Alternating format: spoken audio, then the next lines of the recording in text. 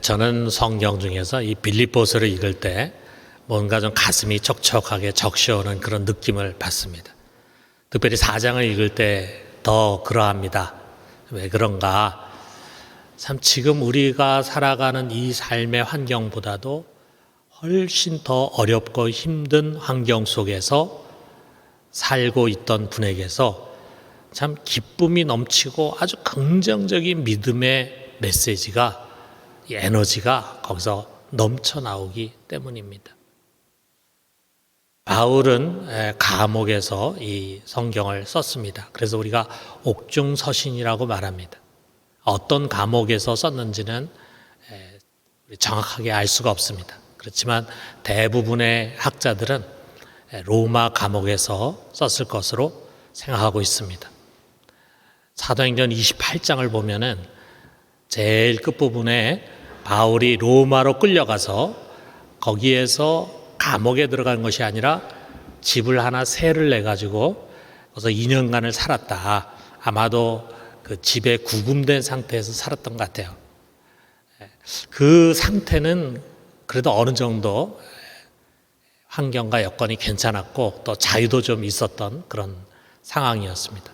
그런데 여기에 이 빌립보서는 그때 쓴 것이라기보다는 그 이후에 AD 62년에서 63년경에 실제 로마에 있는 이 감옥에 갇힌 그런 상황 속에서 기록한 것으로 생각하고 있습니다. 이곳에서의 감옥 생활이 늙은 바울에게는 굉장히 힘들고 어려웠던 것 같습니다.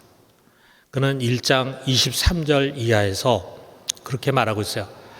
나를 위해서는 지금 빨리 세상을 떠나서 주님 곁으로 갔으면 좋겠다. 그러나 너희들을 위해서, 성도들을 위해서 내가 조금 더 세상에 머물러 있는 것이 유익한 것 같다. 이렇게 말하고 있습니다. 그가 어떤 구체적인 상황 속에 놓여 있었는지 우리는 잘 모르죠. 그 감옥 안에 이제 내부를 찍은 것인데 아마 이런 감방에서 살지 않았을까 우리가 생각을 해봅니다. 여름에는 너무 덥고 겨울에는 굉장히 추웠겠죠. 자, 여기서 쓴 글이다 이렇게 생각을 하니까 한편으로는 참 짠한 것이 우리 가슴에 와 닿습니다. 다른 한편으로는 우리보다도 훨씬 좋은 환경임에도 불구하고 또 우리가 훨씬 더 좋은 환경에서 살고 있음에도 불구하고 불평하며 살아가고 있는 그런 연약한 믿음의 부끄러움을 갖게 됩니다. 여러분, 지금 살면서 아마 크고 작은 어려움에 직면해 있을 것으로 압니다. 때로는 우리가 신앙인이기 때문에 우리가 갖고 있는 이 신앙 때문에 불편부당한 일을 감수하는 그런 일들도 많이 있습니다. 그러나 우리의 믿음의 사도 바울은요, 우리보다 훨씬 더 어려운 환경 속에서 많은 고난 가운데서 살았음을 우리가 잊어서는 안 됩니다. 그런 가운데서 나온 메시지는요, 뭔가 힘과 권위가 있어요. 그냥 입에서 나오는 죽은 말이 아니라 삶에서 증명되는 살아있는 꿈틀거리는 말씀입니다. 만약에 이 빌립보서가 여기 기쁨이라는 단어가 많이 나오는데 기뻐하라는 명령이 많이 나오는데 바울이 그야말로 에어컨이 나오고 앞에 바다가 바라 보이고 그래서 좋은 소파에 앉아가지고 아주 시원한 주스를 마시면서 그런 글을 썼다면 여러분과 저에게 그렇게 큰 감동으로 오지 않을 것입니다. 그러나 그는 정말 기뻐할 수 없는 그런 아주 혹독한 환경 속에서 이 믿음을 고백하며 썼습니다. 그래서 그는 우리가 이 시대 가운데 어떻게 살아가야 하고 어떻게 신앙생활을 해야 되는가라고 하는 것을 3가지 명령으로 우리에게 가르쳐주고 있어요. 그런데 이것이 우리들에게 너무나 힘있고 권위 있게 다가옵니다. 오늘 우리가 마음을 열고 그의 메시지를 통해서 도전을 받을 수 있기를 바랍니다. 첫 번째로는 주 안에 서라라고 하는 것입니다. 1절에 보니까 그러므로 나의 사랑하고 사모하는 형제들, 나의 기쁨이여 면류관인 사랑하는 자들아, 이와 같이 주 안에 서라. 이렇게 시작이 됩니다. 먼저 그러므로라고 하는 접속사에서 시작이 되는데 이건 어떻게 보면요, 뒤에 나오는 명령의 근거가 무엇인가를 우리에게 가르쳐 주기 때문에 우리가 그냥 간과하면 안 돼요. 자, 이 그러므로가 무엇을 받는가? 그 앞에 있는 구절이 바로 이 그러므로를 받습니다. 자, 빌립보서 3장 20절에서 21절이 바로 앞에 있는 구절인데 거기에 보니까 우리는 그러나 우리의 시민권은 하늘에 있는지라 거기로부터 구원하는 자 곧 주 예수 그리스도를 기다리노니 그는 만물을 자기에게 복종하게 하실 수 있는 자의 역사로 우리 낮은 몸을 자기 영광의 몸의 형체와 같이 변하게 하시리라. 여기서 바울은요, 먼저 우리가 누군가 우리의 정체성을 다시 한번 깨우쳐 줍니다.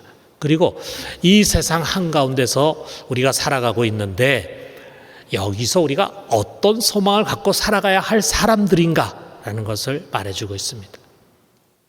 여러분, 우리는 분명히 이 세상 속에 살아가고 있지만 이 세상에 속한 사람들이 아닙니다. 우리의 국적은 다른 데 있어요. 우리의 시민권은 하늘에 있습니다. 그래서 우리를 천국 시민이라고 말합니다. 우리는 천국 시민으로 이 세상인 나그네와 이방인으로 살아가는 사람들입니다. 여러분, 이거 믿으십니까? 믿으십니까? 우리의 시민권은 여기에 있는 것이 아니에요. 이곳의 나라가 우리의 나라가 아닙니다. 우리의 나라는 하늘에 있어요. 이곳은 우리가 이방인과 나그네로 살아가고 있는 세상입니다. 그렇기 때문에 우리의 소망도요, 이 세상에 있는 것이 아닙니다. 우리 모두는 다시 오시기로 약속하신 우리 주 예수 그리스도를 기다립니다. 그가 언젠가 오시게 될 때 이 세상에 있는 모든 만물들이 변해서 그리스도께 전적으로 복종하게 될 것입니다. 그렇게 될 때 모든 것이 다 하늘나라, 하나님 나라로 통합이 되고 완성이 되는 것입니다. 자, 그럴 때 우리들에게 어떤 일이 일어나는가? 지금 우리가 갖고 있는 이 몸, 가난하고 병들기 쉽고 연약하고 늙고 쇠하는 이 낮은 몸을 우리 주님께서 높이시는데 어디까지 높이시냐 하면은 자신의 영광의 몸의 형체같이 변화시켜 주실 것입니다. 우리 예수님께서 가지신 그 영광스러운 몸의 형체 같은 수준으로 우리가 변화가 됩니다. 여러분, 그 영광이 우리가 소망하고 바라는 우리의 소망입니다. 이처럼 우리가 근본적으로 천국 시민이고 그리고 예수 그리스도를 기다리고 그리고 영광의 부활을 소망하는 사람이기 때문에 바울은 그러므로 우리에게 명합니다. 이와 같이 주 안에 서라. 여기에 사용된 스테코라고 하는 동사는요, 흔들림 없이 견고하게 서다, 그런 말이에요. 그래서 이와 같은 동사를 쓴 우리 성경이 고린도전서 16장 13절인데, 자, 13절 우리 같이 한번 읽어봅시다. 깨어 믿음에 굳게 서서 남자답게 강건하라. 흔들림이 없이 굳게 서라고 하는 그런 의미를 담고 있어요. 여러분, 이 세상에는요, 우리를 흔들고 넘어뜨리려고 하는 것들이 많이 있습니다. 우리는 어떻게 보면 수많은 유혹과 시험의 지뢰밭을 지금 걸어가면서 살아가고 있는 사람들이에요. 아주 옛날에 서부 시대를 배경으로 해가지고 만든 아주 유명한 미국의 드라마가 있었어요. 초원의 집이라는 드라마인데 거기에 한 장면입니다. 주일이 돼가지고 아내가 이제 옷을 잘 입고 자녀들과 함께 교회 가기 위해서 나서는데 보니까 남편은 작업복을 입고 쟁기를 들고 나가고 있어요. 당신 뭐 하는 거예요 지금?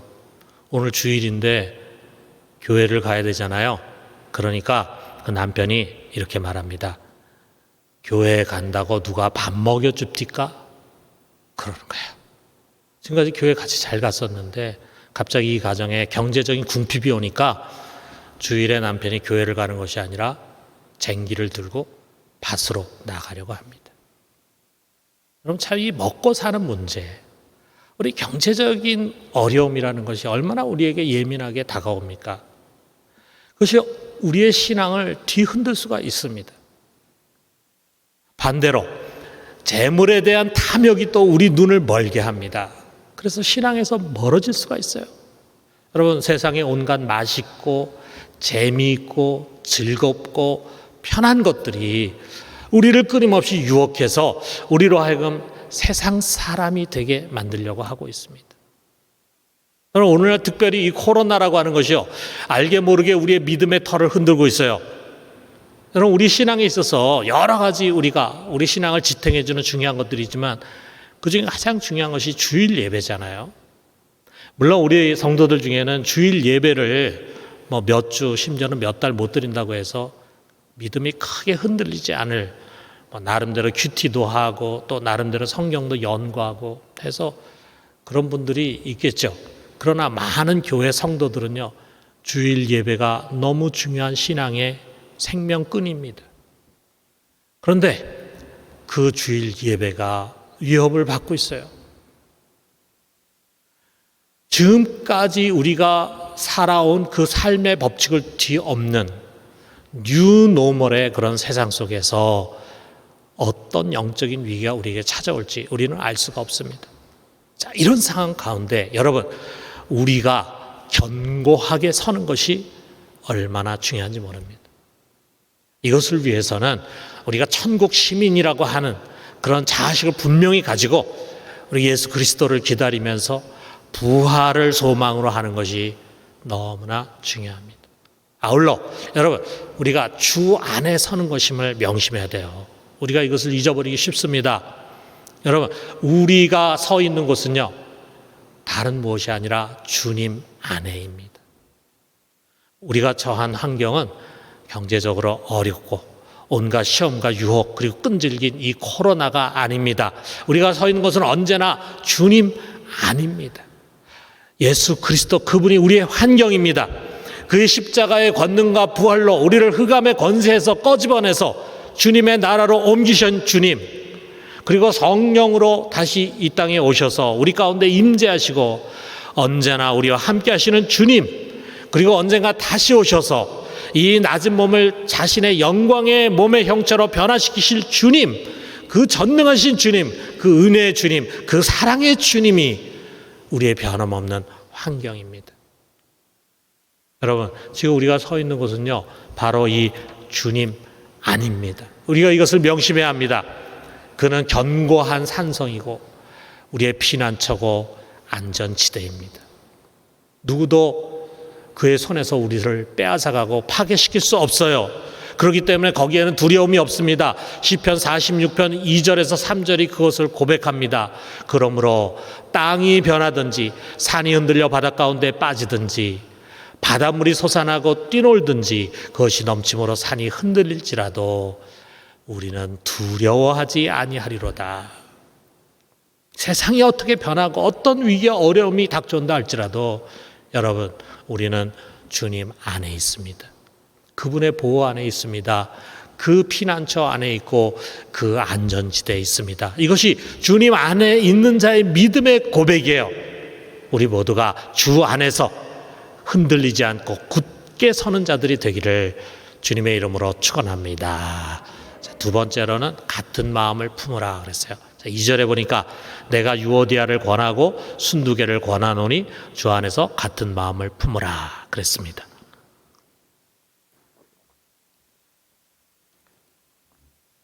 이 빌립보 교회에는요, 기둥 같은 두 여자 사역자들이 있었습니다. 유오디아와 순두개라고 하는 사람이에요.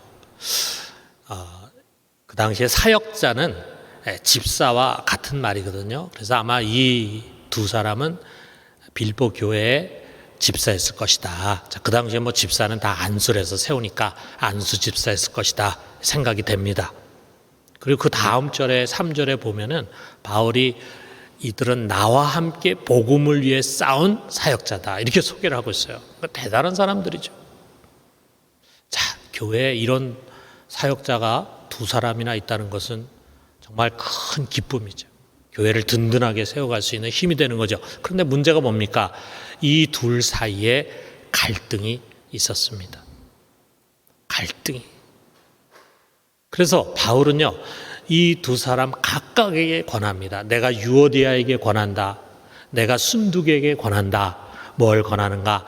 주 안에서 같은 마음을 품으라. 이것을 명합니다. 자, 어떻게 보면은 이 빌립보 교회가 참 좋은 교회인데 그 안에 갖고 있는 큰 어려움이 바로 이런 문제였을지 몰라요. 그래서 바울이 앞에 2장에서도 이것을 반복해서 이야기합니다. 빌립보서 2장 1절에서 4절 보니까 그러므로 그리스도 안에 무슨 권면이나 사랑에 무슨 위로나 성령의 무슨 교제나 긍휼이나 자비가 있거든 마음을 같이하여 같은 사랑을 가지고 뜻을 합하여 한 마음을 품어 아무 일에든지 다툼이나 허용으로 하지 말고 오직 겸손한 마음으로 각각 자기보다 남을 낫게 여기고 각각 자기를 돌아볼 뿐더러 또한 각각 다른 사람의 일을 돌아보아 나의 기쁨을 충만하게 하라. 여러분, 여기 있는 모든 내용들이 이 빌립보 교회가 처해 있는 문제, 그것을 의식하고 하시는 말씀 아니겠어요? 그 속에 갈등과 다툼이 있었다 이거죠. 그리고 그 진원지는 바로 이 탁월한 두 사역자 때문이었다 이거죠. 여러분, 이것이 바로 우리들의 연약함입니다. 우리 역시 교회 생활을 하다 보면은요, 다양한 갈등에 직면하게 됩니다. 서로 다른 사람들이 교회 공동체에 모여서 같이 교제하고 같이 만나고 또 같이 일하고 사역하는데 어떻게 갈등이 없을 수가 있겠어요? 당연하고 자연스러운 거죠. 자, 이거는 어린 신자들에게뿐만 일어나는 것이 아니라 유어디아나 순두계와 같이 아주 성숙한 좋은 리더들에게서도 일어날 수 있는 일들입니다. 그런데 우리가 이 갈등을 통제하지 못하면요, 그것이 다툼으로 발전하게 됩니다. 그리고 그 골이 깊어지면 어떻게 됩니까? 서로를 미움과 증오의 대상으로 삼게 돼요. 서로를 미워합니다. 증오하게 됩니다. 더 나쁜 경우는 그 갈등하는 리더들을 중심으로 해가지고 당을 짓게 돼요. 분열이 일어나게 됩니다. 자, 이거 누가 더 기뻐하겠어요? 누가 이걸 좋아하겠어요? 마귀가 좋아하는 거죠. 마귀는 이런 걸 좋아합니다. 그러나 성령은 이것을 심히 근심하십니다. 교회의 주인이 되시는 성령은 이것을 근심하십니다. 자, 우리가 자칫 이런 마귀 올무에 빠지면은 우리 스스로는 다툼과 시기와 미움의 감옥에 갇혀버리고 말아요. 은혜가 없어지는 거예요. 먼저 내 자신이 불행해져. 그리고 서로가 불행해지게 됩니다. 그렇기 때문에 여러분, 우리는 항상 한 마음, 같은 마음으로 돌아가려고 노력해야 합니다. 우리 각자가 그리스도의 마음을 품고 겸손과 온유와 복종으로 다시금 한 몸으로 우리가 돌아가려고 해야 합니다. 그래야 먼저 내가 살고, 그리고 내가 살고, 그리고 우리가 함께 살게 되는 것입니다. 특별히 여러분, 1절로 우리가 다시 돌아와서 이 빌립보 교인들을 향한 바울의 특별한 호칭을 우리가 한번 생각해 봐요. 뭐라 그럽니까? 나의 사랑하고 사모하는 형제들, 나의 기쁨이요 면류관인 사랑하는 자들아. 그래서 우리가 듣기만 해도 가슴이 벅차오르는 그런 말들이잖아요. 이것은 바울만이 그렇게 부르는 이야기가 아니라 우리들 모두가 서로를 향해서 생각하고 그리고 고백하는 호칭이 돼야 합니다. 왜 그렇습니까? 우리 앞에 그러므로 와도 연결돼 있어요. 우리는 이 세상 속에서 살아가는 같은 시민권 국적을 가진 천국 백성이에요. 여러분, 우리가 이런 걸 한번 생각해 봐요. 내가 아프리카 오지로 파견이 돼서 갔다고 생각해봐요. 아프리카 오지에 거기에 있는 사람 다 아주 얼굴이 새까맣게 생긴 사람이고, 그래서 낯선 사람들이고 말도 잘 통하지도 않고 음식도 맞지도 않고 기후도 맞지도 않고, 그리고 얼마나 외롭겠습니까? 외롭고 힘든 날을 보내고 있는데 어느 날 그곳을 여행하는 사람 중에 한국 사람이 있어서 한국 사람, 여러분 거기서 한국 사람 만나면 얼마나 반갑겠어요. 한국말 할 수 있는 사람, 한국 음식 같이 먹을 수 있는 사람, 뭔가 통하고 대화할 수 있는 사람, 같은 국적을 갖고 있는 사람 만나면 얼마나 좋겠습니까? 그래서 마치 적진 깊숙한 곳에 나 혼자 떨어져 가지고 적들과 싸우고 있는데 나와 같이 적진 깊숙한 곳에서 떨어진 나의 전우를 만났어. 그랬을 때 얼마나 기쁘겠어요. 그와 같은 기쁨일 것이라 이거죠. 그렇습니다. 여러분, 이 광야와 같은 세상 한가운데서 이렇게 만나서 함께 신앙생활하는 우리 교우들, 성도들 하나하나는요, 우리의 사랑하는 형제고 자매고 우리의 기쁨이고 우리의 면류관인 소중한 자들입니다. 여러분, 우리가 서로 다투고 미워하고 등 돌리고 할 만한 어떤 합당한 이유는 있을 수가 없습니다. 나는 그것 때문에 그 사람하고 대화할 수 없어. 나는 그것 때문에 그 사람 다시 만날 수 없어. 라고 생각하는 그 이유, 그것은요, 아무리 여러분 우리의 머릿속에 옳다는 생각이 들어도 그것은 마귀가 우리 속에 심어준 마귀의 꾀입니다. 괴계입니다. 사랑하는 성도 여러분, 우리가 믿음 생활하면서 해야 할 일들이 많이 있지만 그 중에 우리가 해야 할 가장 소중한 사역이 있어요. 2F예요. 여러분 이걸 잊어서는 안 됩니다. 하나는 forget, 잊어라. 또 하나는 forgive, 용서해라. 이것입니다. 여러분, 우리가 신앙생활을 잘하려면요, 이 두 가지를 잘해야 돼요. 잊어야 합니다. 그리고 용서해야 합니다. 여러분, 그거 가지고 내가 저 사람이 잘못했다는 말을 난 꼭 들어야 돼 하고 따져봐야 해결 안 됩니다. 맞죠, 여러분? 해결 안 됩니다. 우리가 잊어줘야 합니다. 그리고 용서해줘야 합니다. 그 다음엔 어떻게 합니까? 또 잊어주고 또 용서해줘야 합니다. 그리고 그 다음에 또 다시 잊고 또 용서해줘야 합니다. 언제까지 이것을 해야 합니까? 우리가 주님 곁으로 가는 그날까지 우리는 끊임없이 잊어주고 용서해주는 일을 계속해야 합니다. 그래야지만 우리가 우리 가족도 사랑하게 되고 우리 교우들도 사랑하게 되고 우리 주위 사람 사랑하게 되고 그렇게 사랑할 때 내가 행복해지게 되는 거예요. 사랑하는 성도 여러분, 이 두 개 잊어주고 용서해주는 이것을 통해서 언제나 성령께서 하나 되게 하신 것을 잘 지켜가는 우리 모두가 되기를 주님의 이름으로 축원합니다. 마지막 세 번째로는 도우라 그랬어요. 3절에 보니까 또 참으로 나와 멍에를 같이 한 네게 구하노니 복음에 나와 함께 힘쓰던 저 여인들을 돕고 또한 글레멘드와 그 외 나의 동역자들을 도우라. 그 이름들이 생명책에 있느니라 그랬습니다. 자, 우리 개역 성경에는 복음에 나와 함께 힘쓴 사람들은 여인들로만 이렇게 나와 있는데, 자, 우리가 표준 세 번역을 보면은 이렇게 번역이 됐어요. 이 여인들은 글레멘드와 그 밖에 나의 동역자들과 더불어 복음 전하는 일에 나와 함께 애쓴 사람들입니다. 그래서 여인들뿐만 아니라 글레멘트, 그 밖에 나의 동역자들이 다 나의 복음 전하는 일에 동역했다, 함께 힘썼다라고 번역이 됐어요. 둘 다 맞는 번역입니다. 자, 그런데 우리가 이 3절을 보면은요, 바울은 지금 누군가를 가르치면서 그를 참으로 나와 멍에를 같이 한 너 이렇게 부르고 있어요. 단수입니다.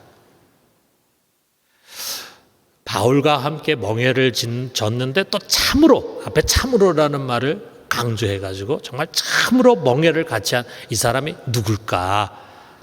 답은 아무도 모른다입니다. 알 수가 없어요. 누구를 가리키는 건지. 자, 그런데 우리가 한번 생각해 보면 바울은요, 자기의 동역자들의 이름을 성경에 기록하는 것을 즐겨했어요. 편지기 때문에, 사적인 편지기 때문에 이름을 꼭 넣었어요. 여기 클레멘드라는 이름도 넣었잖아요. 여기에 보면은 여자들 이름도 다 넣었잖아요. 자, 그런데 왜 여기에 이렇게 참으로 나와 멍에를 같이 한 이 사람의 이름은 넣지 않았을까? 그래서 우리가 이것을 해석할 때 이것은 어떤 특정 개인보다는 빌립보 교회 전체를 의미하는 것이다, 이렇게 해석을 하는 사람들 있습니다. 자, 홀덴이라는 사람이 이런 말 했어요. 그는 마치 두 마리의 소가 어떤 중요한 일을 이루기 위해 짝을 이룬 것 같이 빌립보 교회가 자신과 함께 멍에를 지고 있는 것으로 보았다. 소 두 마리가 이제 우리 한 결이라 그러잖아요. 그래서 멍에를 같이 메고 밭을 가는 거야. 그런데 바울이 참으로 나와 멍에를 같이 한 너라고 할 때 그것은 빌립보 교회였다 이거죠. 그 교회에게 무엇을 부탁하냐면은 도우라 라고 명합니다. 여기에 복음에 힘쓰던이라고 할 때 이 힘쓰다로 번역이 된 동사는요, 그거보다는 함께 싸우다라고 번역하면 더 좋은 그런 말입니다.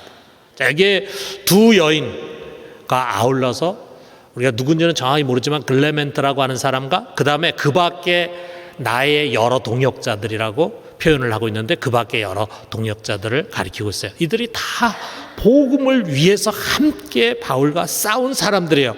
바울은 그들의 이름이 생명책에 기록되어 있음을 확신하면서 너희는 이들을 도우라라고 명합니다. 여러분, 뭔가 참 어떤 중요한 이미지가 우리 속에 느껴지지 않습니까? 함께 멍에를 메고 함께 싸우고 함께 동역하고 그리고 함께 돕는 것입니다. 여러분, 우리가 가져야 할 중요한 자세는요, 함께 돕는 것입니다. 우리 사역자들을 함께 돕고 서로 함께 돕는 거예요. 자, 여러분, 전쟁을 할 때 좋은 무기를 가진 것도 중요하고 또 군대가 많은 것도 중요하잖아요. 그런데 그런 눈에 보이는 것들보다 보이지 않는 것 중에 굉장히 중요한 무기가 있어요. 사기도 굉장히 중요하고 또 중요한 게 뭐냐면 전우회라는 게 중요해요. 그 군대가 전우회로 똘똘 뭉쳐져 있으면 굉장히 강한 힘을 가져요. 자, 전우회 강한 그런 군대는 어떻습니까? 지금 저쪽에 우리 전우가 총에 맞고 쓰러져 있어요. 그런데 지금 총알이 막 빗발치고 있어요. 굉장히 위험해. 그런데도 불구하고 그 전우를 구하기 위해서 그 총탄을 뚫고 갑니다. 그리고 그 전우를 둘러매고 살리기 위해서 데리고 나옵니다. 전우회가 있는 거잖아요. 여러분, 서로 믿고 돕는 것이 바로 우리 전쟁에 있어서 가장 큰 무기입니다. 여러분, 우리는 홀로 싸우는 것이 아닙니다. 궁극적으로 우리는 이 복음의 신앙을 위해서 함께 협력하고 돕는 것입니다. 빌립보서 1장 27절에 이렇게 말하고 있어요. 오직 너희는 그리스도의 복음에 합당하게 생활하라. 이는 내가 너희에게 가보나 떠나 있으나 너희가 한 마음으로 서서 한 뜻으로 복음의 신앙을 위하여 협력하는 것과, 바울은 이것을 칭찬하고 있습니다. 너희가 한 마음으로 서서 한 뜻으로 복음의 신앙을 위하여 협력해라. 여러분, 우리가 교회에서도 우리 형제 자매들이 서로 도우면서 함께 협력해서 일을 이뤄가는 것을 보는 것이 얼마나 흐뭇하고 아름답습니까?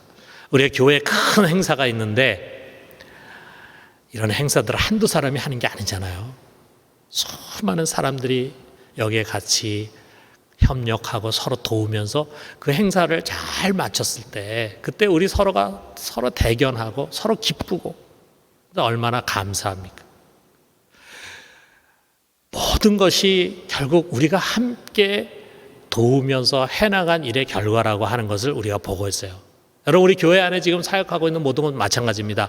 우리들의 목장들과 우리의 주일학교, 우리의 전도사역, 전도집회, 조이, 실버대학, 훈련사역들, 해외선교, 이웃섬김사역, 그리고 찬양대 아름다운 화음, 무엇보다도 매주일 이 거룩한 예배를 이뤄가기 위해서 하는 모든 섬김들, 여러분, 이 모든 것들이 복음의 신앙을 위해서 많은 성도들이 서로 도와가면서 만들어가는 작품들입니다.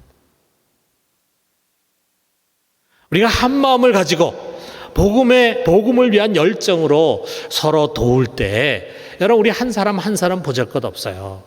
우린 다 약해요. 미약합니다. 작습니다. 그러나 성령은 이 하모니 속에서 그의 크신 일을 해나가는 것입니다. 우리는 지금까지 우리 교회의 모습 속에서 그런 것들을 보아왔습니다. 또 앞으로도 우리는 보게 될 것입니다.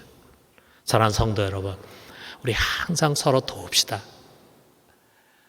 우리 중에 어느 누구도 다른 사람에게 도움이 될 것이 없는 사람은 한 사람도 없습니다. 우리 말 한마디로도 그에게 큰 위로를 줄 수 있고 그를 세울 수 있어요. 우리의 작은 물질로도 그에게 용기를 줄 수가 있어요. 여러분, 내가 도와야 할 사람이 누군지, 내가 도울 일이 무엇인지를 항상 두리번거리면서 살펴봐요. 특별히 여러분, 영적인 지도자들을 힘써 도우십시오. 그들이 그러한 말씀의 사역을 잘 감당할 수 있도록 항상 격려해주고, 그리고 그들을 적극적으로 도와요. 그래서 우리 공동체를 이뤄가요.